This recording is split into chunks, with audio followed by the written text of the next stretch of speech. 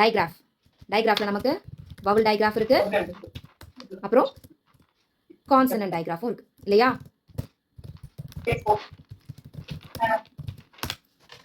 Vowel டைகிராஃப்னா என்ன? ரெண்டு லெட்டரும் சேர்ந்து வரும். ரெண்டு லெட்டர் ஒண்ணா சேர்ந்து என்ன பண்ணும்? ஒரு சவுண்ட் கொடுக்கும். பெர்ஃபெக்ட். ரெண்டு லெட்டர் சேர்ந்து ஒரு சவுண்ட் கொடுத்தா அதுக்கு பேர் தான் டைகிராஃப். கரெக்டா? இப்போ வர ரெண்டு லெட்டருமே வவலா இருந்தா அதுக்கு பேர் தான் வவல் டைகிராஃப்னு சொன்னேன். லைக் என்ன பண்ணோம் நம்ம லாஸ்ட் கிளாஸ்ல பார்த்தோமே, ஏஐ சேர்ந்து வரும்போது என்ன சவுண்ட்ல பார்த்தோம்? ஐஇ வந்தா ஐ, டபுள் இ வந்தா இ, இஏ வந்தா இ, ஓஏ வந்தா ஓ, யூஇ வந்தா யூ. இப்போ இந்த மாதிரி தானே பார்த்துருக்கோம். இப்போ வவல் வர மாதிரியே தான் கான்சனன்ட்லயும் வரலாம். ஓகேவா? ரெண்டு லெட்டர் ஒரு சவுண்ட்ல இருக்கும். ஓகேவா? ஆனா அந்த ரெண்டு லெட்டருமே கான்சனண்டா இருக்க போகுது. அதுக்கு நேம் தான் கான்சனன்ட் டைகிராஃப். லைக் எஸ் ஹெச் ஒன்னா சேர்ந்து வரும்போது எஸ் பக்கத்துல ஹெச் இருக்கா அப்படின்னு நீங்க தான் பார்க்கணும். ஓகேவா?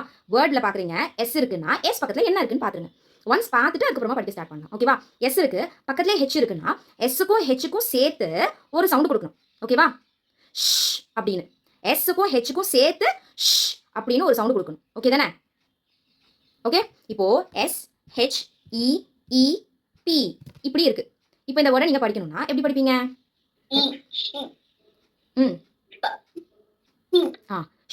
பக்கத்துல என்ன இருந்துச்சு? டைகிராஃப் இருக்கு, ரெண்டு வவல் ஒண்ணா இருக்கு. அப்போ இ டிராக் பண்றோமா? ஷார்ட்டா படிச்சா என்ன ஆயிடும்? ஷிப்னு ஆயிடும். அப்போ கம்ப்ளீட் மீனிங் மாறிடும். இதை தான் மாத்தி படிக்க கூடாதுன்னு சொல்லியிருக்கேன்.